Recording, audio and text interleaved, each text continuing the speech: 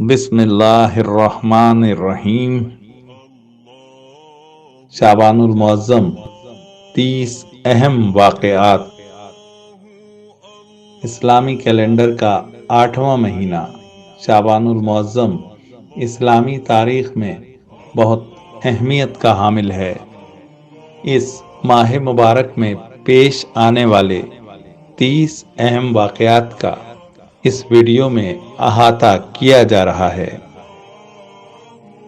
شعبان المعظم سن 2 ہجری میں ہی مسلمانوں پر رمضان المبارک کے روزے تحویل قبلہ سے چند روز بعد فرض ہوئے۔ کعبۃ اللہ شعبان المعظم سن 2 ہجری میں مسلمانوں کا قبلہ قرار پایا۔ اس سے قبل بیت المقدس مسلمانوں کا قبلہ اول تھا۔ 15 شعبان کو مسجد قبلتین میں نماز ظہر کے دوران قبلہ تبدیل کرنے کا حکم ہوا۔ سیدنا امام حسین رضی اللہ تعالیٰ عنہ مدینہ منورہ میں ہجرت کے چوتھے سال 5 شعبان کو پیدا ہوئے۔ بعض روایات میں اختلاف بھی ہے، لیکن زیادہ تر یہی روایت ہے۔ شعبان المعظم سن 5 ہجری میں غزوہ بنی المصطلق پیش آیا۔ اس کے لیے حضور اقدس صلی اللہ علیہ وآلہ وسلم 2 شعبان کو 700 صحابہ کی معیت میں نکلے۔ حضرت عائشہ رضی اللہ تعالی عنہا و حضرت ام سلمہ رضی اللہ تعالی عنہا بھی ساتھ تھیں۔ حضور اکرم صلی اللہ علیہ وسلم یکم رمضان کو واپس پہنچے۔ بنو المصطلق مکہ و مدینہ کے درمیان 1 دن کی مسافت پر ہے۔ سریہ حضرت علی رضی اللہ تعالی عنہ ابن ابی طالب 6 ہجری ماہ شعبان میں ہوا۔ 100 افراد کی معیت میں یہ سریہ فدق خیبر کے قریب بھیجا گیا، جو مدینہ سے تقریباً 6 دن کی مسافت پر ہے۔ یہاں قبیلہ بنو سعد بن بکر آباد تھا۔ آپ رضی اللہ تعالیٰ عنہ کامیاب لوٹے اور ساتھ میں 5 اونٹ اور 2000 بکریاں لائے۔ شعبان المعظم سن 6 ہجری میں تومت الجندل وقوع پذیر ہوا۔ اس سریہ کے لیے حضور اقدس صلی اللہ علیہ وسلم نے اپنے دست مبارک سے حضرت عبد الرحمن رضی اللہ تعالیٰ عنہ کی دستار بندی کی اور 700 کا لشکر دے کر روانہ فرمایا۔ بیشتر لوگ اس موقع پر مسلمان ہوئے، باقی لوگوں نے جزیہ دینا قبول کیا۔ سریہ بشیر بن سعد انصاری رضی اللہ تعالیٰ عنہ شعبان 7 ہجری میں ہوا۔ آپ صلی اللہ علیہ وآلہ وسلم نے 30 سواروں کے ساتھ بنو مرہ کی طرف وفد بھیجا۔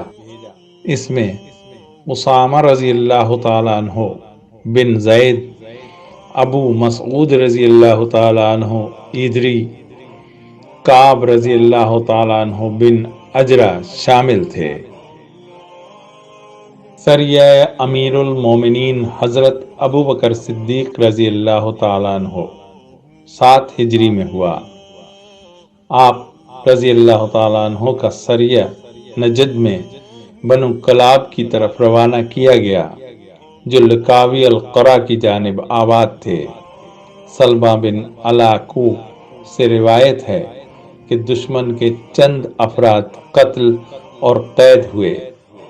آپ رضی اللہ تعالیٰ عنہ صحیح سالم مدینہ منورہ واپس آ گئے۔ سریہ امیر المومنین عمر بن خطاب رضی اللہ تعالیٰ عنہ 7 ہجری میں ہوا۔ آپ رضی اللہ تعالیٰ عنہ کا یہ سریہ موضع تربہ بھیجا گیا، جو مکہ مکرمہ سے 2 دن کی مسافت پر ہے۔ یہاں بنو حوازن کے بقیہ کافر آباد تھے۔ آپ رضی اللہ تعالیٰ عنہ کے ہمراہ 30 سوار تھے۔ کفار کو جب حضرت عمر رضی اللہ تعالیٰ عنہ کی آمد کا علم ہوا تو وہ سب بھاگ کھڑے ہوئے۔ عدی رضی اللہ تعالیٰ عنہ بن حاتم، جو کہ مشہور زمانہ سخی حاتم طائی کے بیٹے تھے، شعبان 9 ہجری میں مشرف باسلام ہوئے۔ قبل ازیں آپ مسلمانوں سے چھپ کر شام چلے گئے تھے، پھر اپنی بہن شفانہ بنت حاتم کی دعوت پر واپس آئے اور حضور صلی اللہ علیہ وسلم کی خدمت میں حاضر ہو کر اسلام قبول کیا۔ وفات حضرت ام کلثوم رضی اللہ تعالی عنہا ماہ شعبان 9 ہجری میں ہوئی۔ بنت حضرت محمد صلی اللہ علیہ وسلم ام کلثوم رضی اللہ تعالی عنہا حضرت عثمان غنی رضی اللہ تعالی عنہ کے عقد میں تھیں۔ ان سے کوئی اولاد نہ تھی۔ ماہ شعبان 9 ہجری میں ہی قبیلہ ثقیف، جن کا تعلق طائف سے تھا، ان کی ایک بڑی تعداد نے حضور اقدس صلی اللہ علیہ وسلم کی خدمت میں آ کر بیعت کر لی۔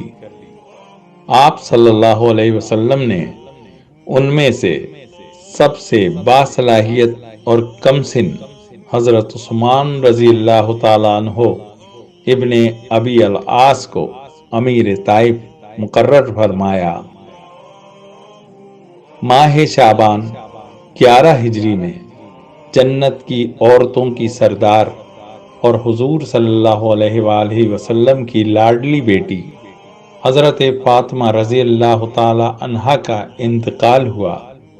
آپ حضرت خدیجہ رضی اللہ تعالی عنہا کے بطن سے حضور صلی اللہ علیہ وسلم کی چوتھی اور آخری بیٹی تھیں۔ حضور صلی اللہ علیہ وسلم کو آپ سے بہت زیادہ محبت تھی۔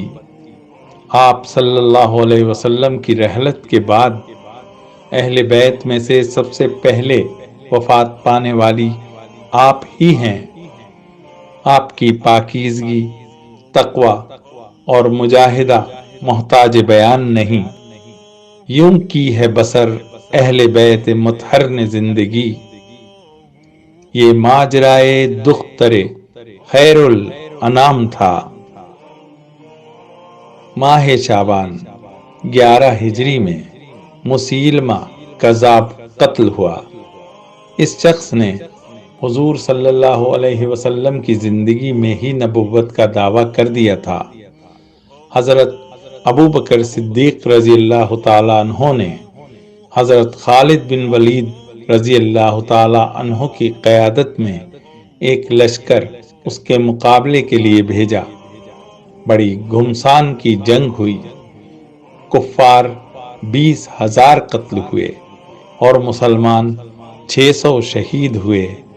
مسیلمہ کذاب بھی اس جنگ میں حضرت وحشی بن حرب رضی اللہ تعالیٰ عنہ کے نیزے سے زخمی ہوا اور حضرت ابو دجانہ رضی اللہ تعالیٰ عنہ کے ہاتھوں مارا گیا۔ حضرت سیدنا ابو عبید رضی اللہ تعالی عنہ بن مسعود ثقفی اجلّہ صحابہ میں سے ہیں۔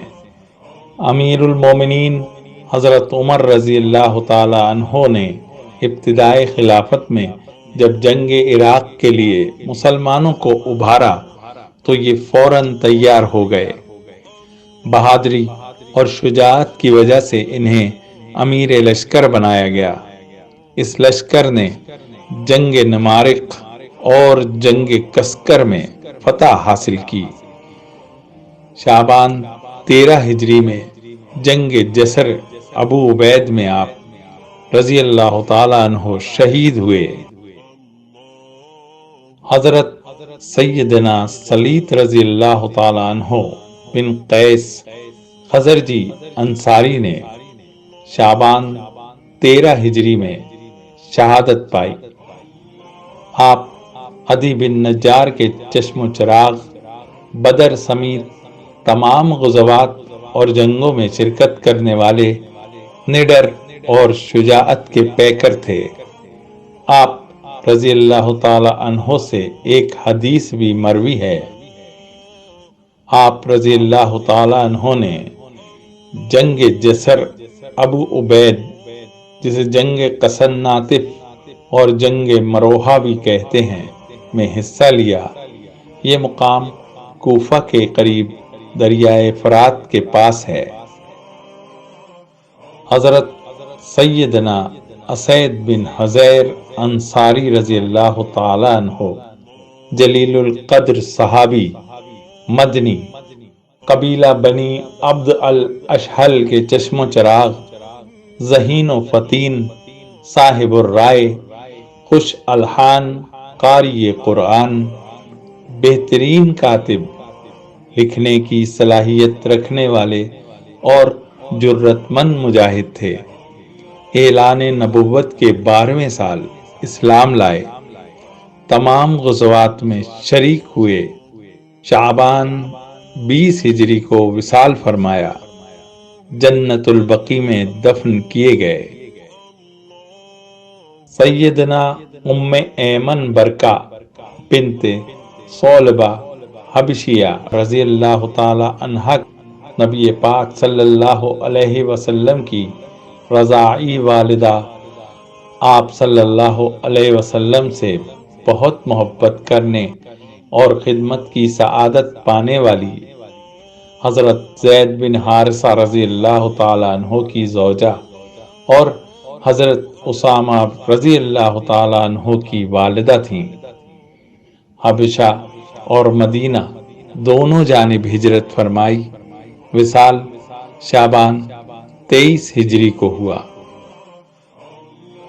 حضرت ابو الفضل العباس رضی اللہ تعالی عنہ 4 شعبان المعظم 26 ہجری میں پیدا ہوئے۔